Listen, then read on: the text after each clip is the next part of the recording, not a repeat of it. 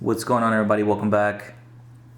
Thank you for all the support on the last video. We had a bunch of comments, a bunch of new viewers, lots of new subscribers as well.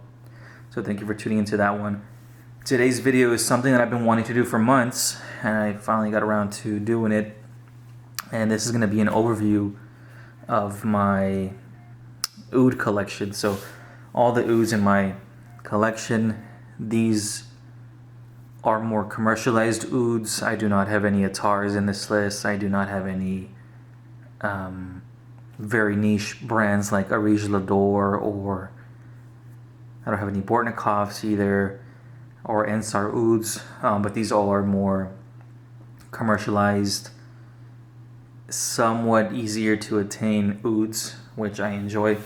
And this there's going to be quite a variety of types of Ouds we're going to have. We're going to have fruity Ouds, we're going to have rose Ouds, we're going to have clean Ouds, dirty Ouds. So it's going to kind of expand quite a bit. So I know this is going to be a long video, so we're just going to get started right now. And it's in no particular order. I'll start off with something that I wore yesterday. So yesterday my fragrance of the day was this one. So this is Creed's Royal Oud Millésime. Perfumer is Julian Rasquinet, and this came out around 2011, I believe, or 2010, somewhere around there. But this is a really nice, clean, citrusy, very well balanced, and one of the best fragrances of all time, in my opinion. Really, really well composed. Smells incredible, and is very classy and regal. So they did reformulate this one somewhat. I have not smelled the current version of this, but this is the Millésime version of it. It only came in, I think, 75 ml bottle, so that's what this is. I found this luckily at some random shop a year ago or two, and really glad to have this in my collection. I mainly save it for special occasions, or if I'm trying to impress somebody, then I'll pull out the Royal Oud Millésime. This is, like I said, a clean Oud. It's barely there. It's it's blended perfectly into the background. You just get this nice woody, somewhat crisp and hazy Oud, along with some other fabulous ingredients in there. So that is Creed's Royal Oud Millésime. And I guess we'll piggyback off of the Julian Rasquinet comment, and we'll go with this one up next. So this is also Julian Rasquinet, and this is The Moon by Frederic Malle. And this is a raspberry Oud, so it's a fruity Oud. It's very smoky, it's very fruity, it's got raspberry and lychee in it. And the Oud in this one is not dirty at all. It's very clean and smooth, although it can be a little scratchy here and there, but it's not a skanky Oud. It's very pleasing, very mass appealing in my opinion. It smells like raspberry shisha or hookah, and it will turn heads. This is one of the most nuclear fragrances out there. 2 sprays can fill up a house with the smell, and it'll last quite a bit as well. This does last on clothes forever. It's again another special fragrance of mine. I bought this a couple years ago, and I've used maybe 20% of it. So really great fragrance. For me, it's not an everyday fragrance, but if you could, I guess you could. It's mass appealing enough to be a daily, if you will. Next, we're gonna go with this one. And I'm just kind of pulling these out from the side, whatever I grab with my left hand. So this is Roja's Oud, and this is just the regular Oud. This one's one of my favorite Rojas as well. And you can see the color of that juice. It does stain clothes, it does stain skin, and it will stay there. So you got to be really careful with this one. Roja did release a Crystal Oud version of this, which is basically the same fragrance, just with the color, I guess, bleached out or filtered out. So it's a clear fragrance, same smell and everything, but this is, I guess, the original. And you can just see how dark that is. It looks like Coca-Cola or Guinness. But this one is a Rose Oud that I absolutely love. Again, it's another very complex, in my opinion, Roja fragrance. It does develop quite nicely. It's very salty as well. But you do get this nice bright rose up at the top, and it does blend really well. This is more of a little dirtier oud, a little bit more tough to digest and to appreciate. So if you are not, or if you hate this, I totally agree. You know, I mean, I can understand it. It's not an easy fragrance to like. So this cat is going to my Roja. She must like the smell of it. But that one is Roja's Oud. I guess for this next one I will continue on with the Roja, and this one is a little bit of a counterpart to this one, to that one. And this one is Roja's Amber Oud, and this one is a lot more mass appealing compared to the Oud in the background over here. This one's more sweet. It's a little more ambery. It does kind of resemble, you know, the amber in here. It's not very dense. It's a little more light and airy. This is, again, an even saltier fragrance, a more sour. It does contain ambergris and a couple other florals in there. The florals are more bright and uplifting in Amber Oud compared to Oud. So, if you will, you could consider this a daytime fragrance, whereas Oud is a nighttime fragrance, which I wore to bed up quite a bit. So a little more comforting, and then Oud is a little more uplifting, a little more, I guess, black tie or, you know, movie night type of fragrance. Really, really gorgeous composition that's that can please a lot of people. It's very likable. Alright, next my hand is gonna grab this one. So this is Leather Oud from Christian Dior. This is from La Collection Privée, and this bottle I believe is from 2018. I believe this one has been discontinued. It's not easy to find anymore. I got this a couple years ago, and I've used a little bit of it, but I still have plenty more to go. I think there's like, this is a 250 ml bottle, so you know there's still plenty to go. This will definitely last me a lifetime. But this is Leather Oud, and this is basically what the name suggests. You get this nice crisp leather, very realistic, very dirty, and then you got this nice, somewhat skanky oud, and these two just kind of go in and out and bounce off of each other. There's not really the mix is a little weird. You'll get a leather note at 1 second, the next second you get oud. So they kind of oil and water, if you will. They bounce off each other, but they do complement each other really well, and I do enjoy this. This has made it into a couple of videos. I think this made it into my cowboy video, and I do have a full video on this from like 2 years ago or so. So if you're interested in a review on this, on Leather Oud, feel free to check it out. This does remind me of a more niche version of Dior's Fahrenheit. I believe they were both made from Francois. So there you go. So that's leather oud. Highly enjoy that one, although I don't reach for it regularly. It's again another special occasion fragrance. Next is going to be my most recent oud purchase, and this is Roja's Sultanate of Oman. I spoke about this briefly in the last video, but this is a gorgeous frankincense and oud fragrance.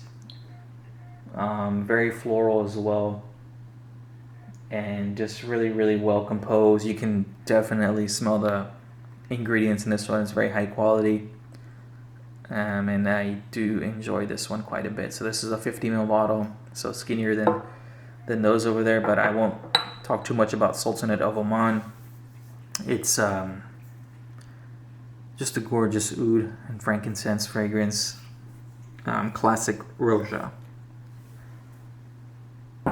Next, we're gonna grab this next one, which is one from DS and Durga. So this is called DS from DS and Durga. This comes from their Gold Reserve line, I think they call it. So there's two fragrances in that line. You have the DS, and then the other one's called Durga, which is a melon-based fragrance. But this one is oud, spices, saffron, and some florals. So this is I call this one a very juicy floral. I think you got frangipani in here. You got a lot of Indian spices. This was inspired by India. The perfumer's wife is Indian, and so he decided to make this fragrance for her and some memories and things like that. So this one's another really well-made fragrance in my opinion, one of the best from the house. I don't own many more DS and Durgas. I used to own like 12, but I'm down to this one, and I'm down to the Baser. So this one's an oud and saffron frangipani fragrance. Every time I wear this one though, it's very powerful, very long lasting. And one time I wore it, someone thought that was a really nice candle burning. So someone thought I smelled like a candle. So this does leave a long sillage. It does project, very far as well. But it is a comforting fragrance in my opinion, very candle-like, if that makes any sense. So is it wearable? Maybe not for most people, but for those who do appreciate a more creative, or if you enjoy saffron, you will definitely enjoy the DS by DS and Durga. Retail price is quite a bit for this one, but you can find this at some discounters if you are interested in smelling a little bit of Indian spices. Continuing on with this saffron theme. So this next one has saffroline, which is a synthetic version of saffron. So this one is B683 Extrait, and this is from Marc-Antoine Barrois. I picked this up this year. I absolutely love it. This is a fruity oud that does contain saffroline as well, and this does contain agar wood. So, and I almost forgot to include this one until I looked at my collection again, and I was like, wait a minute, I'm pretty sure B683 has oud. So this is a 50 ml extrait, very pricey retail wise. Although I did still pay a pretty penny for it. But this is just a really well composed fragrance by Quentin Biche. He did produce B683 Extrait, and then he also did produce this one, which is Ganymede Extrait. So Ganymede Extrait I thought had oud in it as well, but it does not. This one has Akigala wood. But I absolutely love both of these. They do both have that oud feel. They're very ethereal, they're very otherworldly, and I think they're very unique. They do perform well. They hit all the boxes for me, so really glad to have these in my collection. I'm looking forward to the next creation from Marc-Antoine Barrois, and hopefully it is an Oud Extrait or even maybe a Talia Extrait. I did enjoy Talia. I believe that came out this year, and that was their first women's directed fragrance, whereas these ones are unisex. But Ganymede Extrait is very masculine in my opinion, very dirty, raunchy. Not Oud, but it's an Akigala wood. So that's the only, but I guess it still made the list, right? Whereas B683 is a fruity Oud that has apple in it. I forgot to mention what fruit it is. This one's an apple and oud and saffroline fragrance. Very bright and uplifting as well. And I guess for this next one, we're going to include another fruity oud. And this one is Oud Rosewood. So this is Dior's Oud Rosewood, one of my favorite fragrances of all time as well. And this one is a raspberry oud fragrance. So similar to the moon over here in the corner. But this one's more commercialized, more polished, a little more of a rotting raspberry, so like a fermenting raspberry. I kind of get from this one. The wood is a little hazy. It's like it's been lit on fire, and but it has been sitting for a few hours, so you get this nice slow burning haze feel, and that's what I get from Oud Rosewood. Really, really well balanced in my opinion. I highly enjoy this one. It's fun. It's easy to grab for me. It's an easy wear, and I think that it's almost designer, but it's a step up from the designer. The blend's a little better in my opinion. So easy to grab enough to be likable and designer-ish, but it does have that extra touch that kind of elevates it above the rest. So that is Dior's Oud Rosewood. Next, we're going to include a very interesting fragrance that I mentioned in my last video as well. And this is L'Artisan Parfumers Al Oud. And this one is what did I say about this one? It's a very spicy oud fragrance. You got cumin in here, you got caraway, I'm sure, just some other body odor smelling concoction that this is. And I'm not exaggerating, this does smell like complete sweat and body odor, but it's very addicting, and I've mentioned that several times in my videos. You just want to keep smelling it, and you can't look away, you can't turn your nose away, you want to just keep smelling, like, because it is sour. When your mouth salivates when you see something sour, or you see a sour head, or some like nice spicy candy, and your mouth starts salivating. That's kind of what happens with this. You smell it and you're repulsed by it, but then 10 seconds later you're like, wait a minute, that's kind of nice. And then eventually later, two hours later, it dries down into a more oud, classic oud base, just a very straight, linear oud, clean. But you don't really get that at the top, considering that it's very the cumin and all that kind of like overpower it, so you can't really smell the oud until the very end. But very interesting fragrance. I do highly enjoy this one, but kind of scared to wear it in public, honestly. But but I think I did once. I picked up some groceries with it. There is Oud. Next, we're gonna do a Tom Ford, and this one is Noir de Noir, one of Tom Ford's best. I believe released in 2007, and this one is a Rose Oud as well.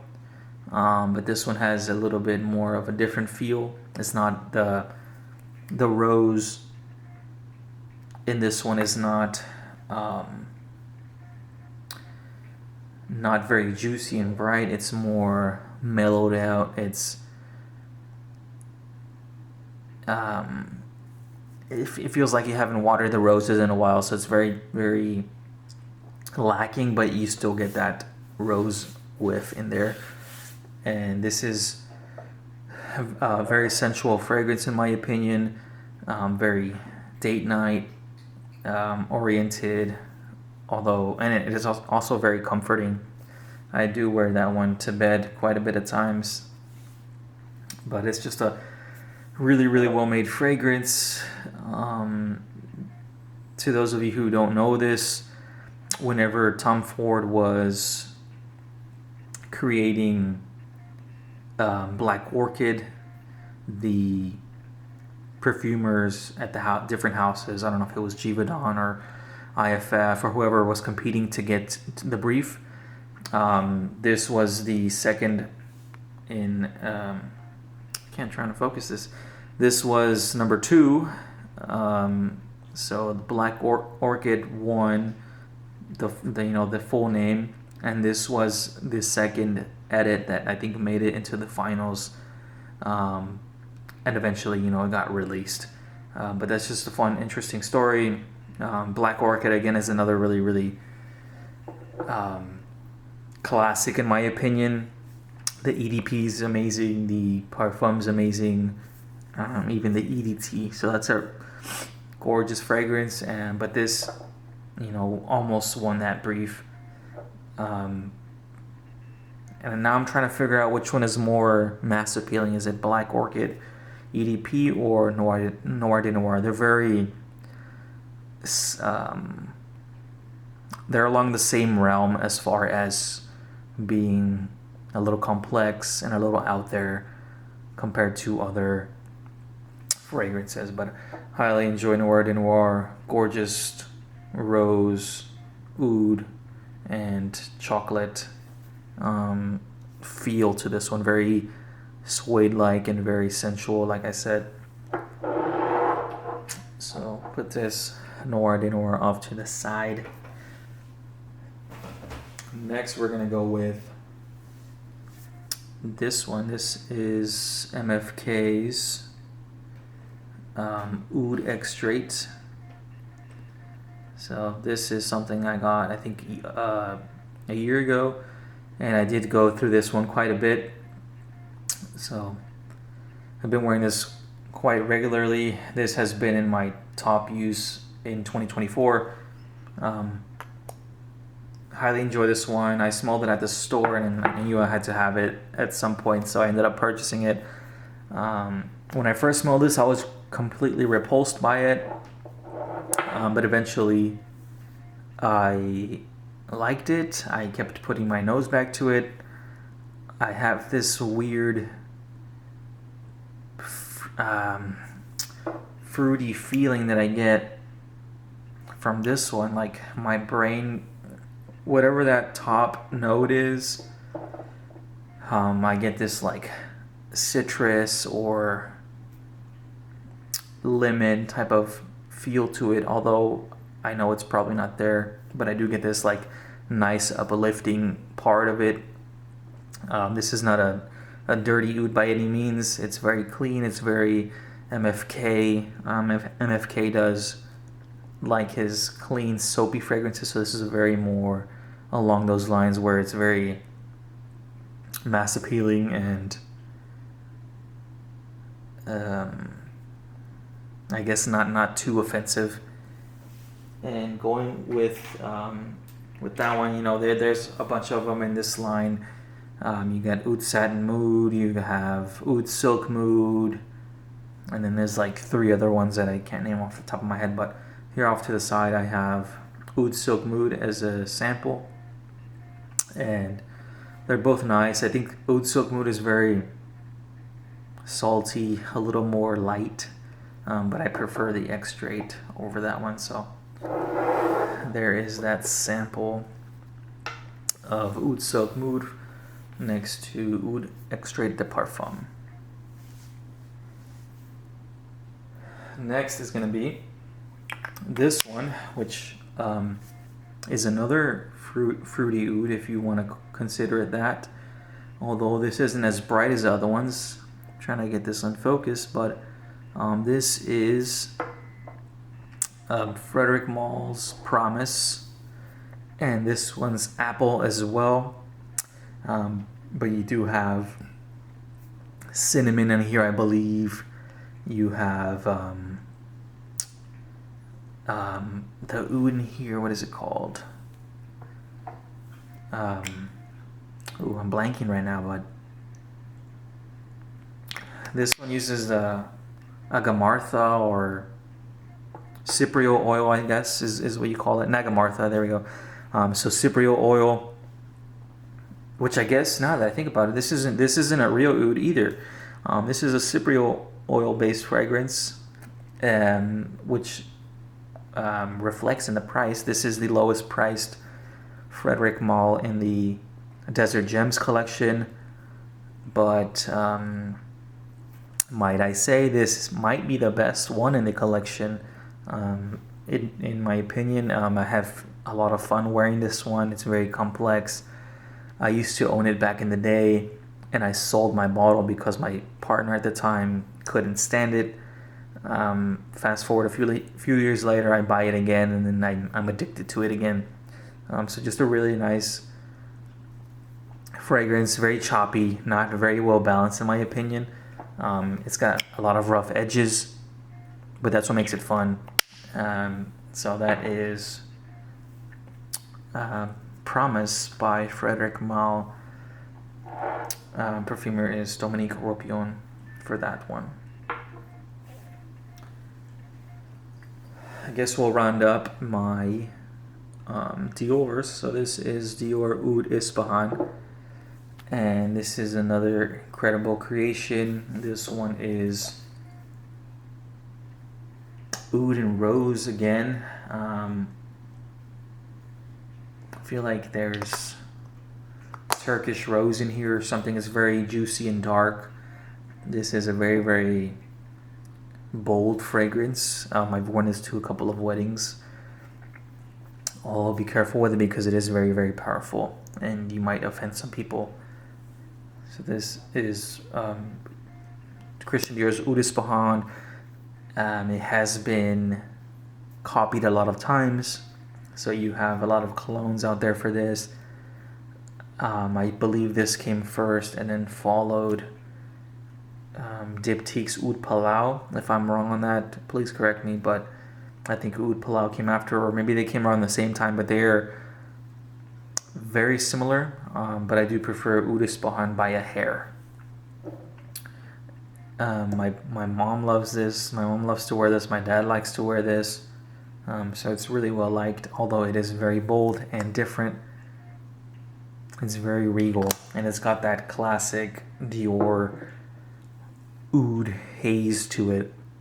It's got that classic Dior DNA. So that is Oud Ispahan. I highly enjoy this. They just released this in an Esprit de Parfum, which Esprit for Dior is, just a different term for an extrait.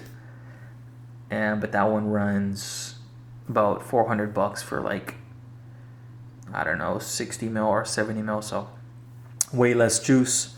I haven't smelled it, but I am curious to smell it. I'm sure it smells incredible.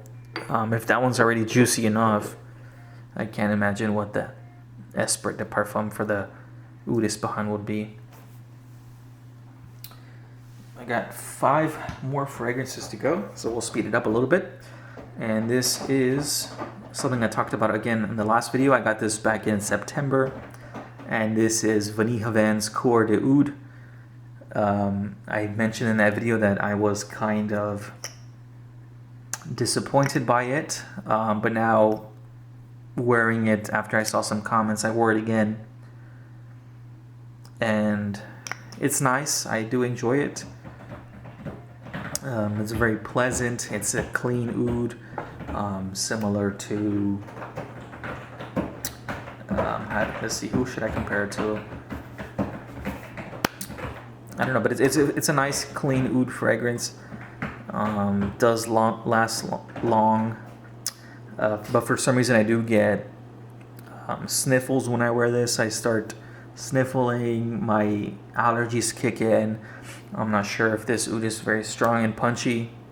More than likely I am getting nose blind to it wearing it. Maybe that's why it's very hard for me to describe and to review. That's why I haven't reviewed it, because I can't understand it yet. It's an interesting fragrance. I still prefer the original Vanille Havana. That one is dear to my heart, but I do like Dior de Oud as well. Let's put it like that. Next, we're gonna go with this one. This is another Rose Oud surprise. This is Roja's United Arab Emirates, so UAE. This one's an incredible fragrance, one of my favorites as well. And this one's just another very, very juicy rose. It has a little bit of dewdrops on it. It's very bright. The leaves are very, very green. And it's a little salty too. So I feel like there's some ambergris here. You got a nice oud base. And of course, Roja puts the whole kitchen sink in here, but this one works really well in my opinion. It's one of my favorites from the Gulf collection. I have fun every time I wear it, and it's something I always have to have in my collection. I got quite a bit to go, but I would not mind the backup bottle of this. Very regal, very. I guess you could wear this daily. This is more of a daily oud. Very nice and bright, and inoffensive. So, inoffensive oud. We'll add that to the pile over here. Okay, we got 3 more, I guess. This one's Oud Fleur, and this is from Tom Ford. This has been discontinued. This is another rose oud, but with some Sichuan peppers in it. So very, very spicy, a little resinous, and complex fragrance. I'm not sure why this got discontinued. I can see how it's not very mass appealing, but that's the best thing about niche fragrances, right? You get to experiment a little bit, make some weird creations. I think this one works really well. I do wear this one in the heat. So this is more of a winter fragrance, but if you wear these in the heat, they develop a whole new character, and I highly suggest you do that, whether it be Aoud back here, or even Promise, for example. I do recommend you wear your fragrances all time of the year, anytime. Try to experiment with it. If you're bored of it, switch the day or switch it to night and see how that makes you feel. That's my recommendation.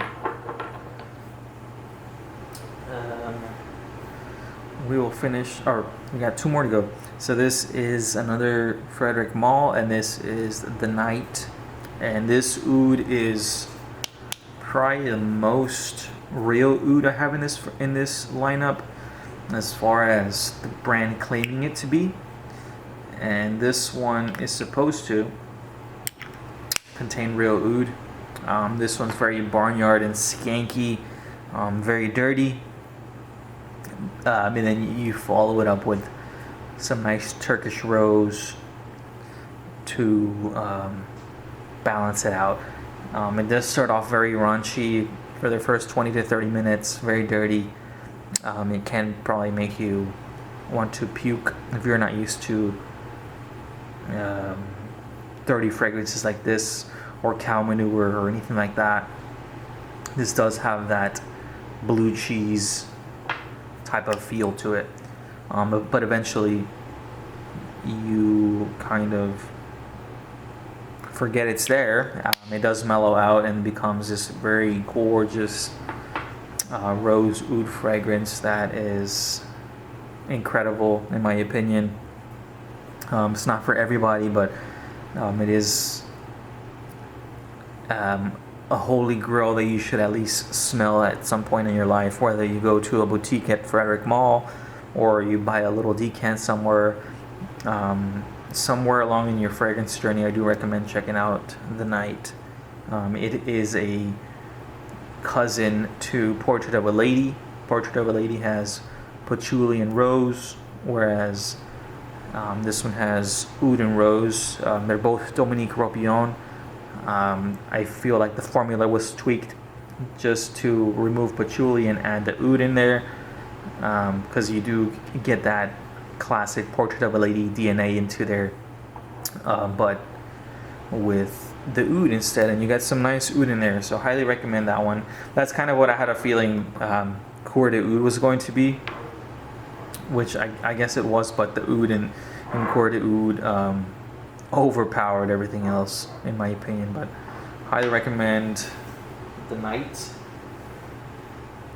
And here's my last Roja that I have, and this one is Roja's Sweetie Oud, and I think there's a little bit of fruit in here as well, which you might consider it a fruity oud, which, you know, Roja does have a fragrance called Fruity Oud. I do not own it. It's very hard to find and very, very expensive, and I'm not going to pay that price. But this one's a gorgeous fragrance. The bottle is incredible, and has that classic Roja Oud base, but this does have a nice sweet touch to it. It's very bakery-ish. I think I said this smells like Robitussin a little bit, so you got this weird cough syrupy goo that has been stuffed into a croissant, and that's kind of how I feel when I wear this one. So that is Roja's Sweetie Oud.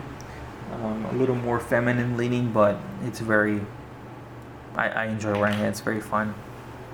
And I know some ladies don't enjoy it at all, so that's kind of a fun one. And then I did, to round everything out, this is something that I got as a sample from a friend. So that is Guerlain's Oud Kohl, which came out I think 2 years ago at this point. And all I'm going to say is that this Oud Kohl has probably one of the nastiest, weirdest fragrances I've ever smelled. It's a very mothball-ish oud, which has this chemically smell, very off-putting, but also very intriguing too. Smells like you would douse your clothes in detergent, or like a good smelling detergent. Kind of smells like that, but if you threw some mothballs in there. Alright, so the video is rounding about 40 minutes. We're gonna leave it at that. I don't know if I'm gonna put this in 2 parts, but I guess we'll find out. Alright, I'll catch you guys on the next one.